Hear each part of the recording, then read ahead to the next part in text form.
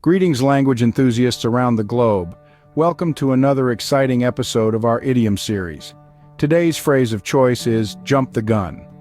Quite an intriguing one, isn't it? This idiom is often used to describe someone who acts prematurely or before the appropriate time.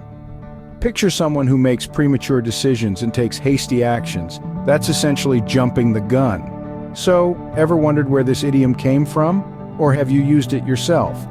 Let's dive into some real-life examples of how jump the gun is used today. Picture this. You're at a business meeting. Your colleague, eager to impress the boss, presents a proposal before it's fully developed. They've clearly jumped the gun, presenting incomplete ideas in their haste to shine.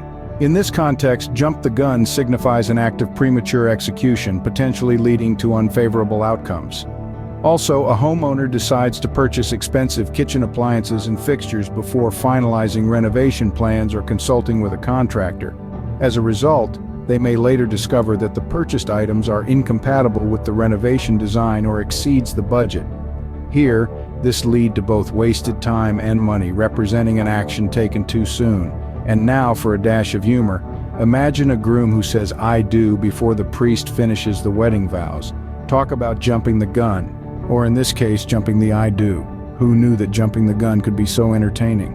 Now that we've seen the idiom in action, let's jump back in time to learn about its origin. The phrase jump the gun has its roots firmly planted in the world of athletics. It's a reference to track and field races where a starting gun was used to signal the beginning of the race. If a runner started before the gun was fired, they were said to have jumped the gun. This was considered a false start, leading to penalties or even disqualification. The first known use of the phrase in a figurative sense dates back to the late 19th century. It was used to describe acting prematurely or doing something too early, just like an overeager runner starting before the gun fires. Over time, the idiom has cemented its position in our everyday language and is often used in various contexts, from business to personal relationships. Isn't it fascinating how language evolves over time?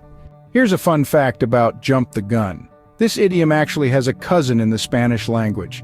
The phrase dar gato por liebre, which translates to give a cat for a hare, is used when someone acts prematurely or hastily, just like jumping the gun.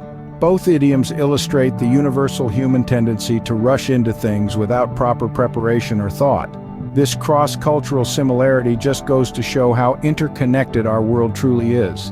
Language really does have a way of connecting us all, doesn't it? Now, how can we apply jump the gun in our daily lives? An interesting thought, isn't it? The idiom serves as a gentle reminder that patience and timing are crucial in all aspects of life.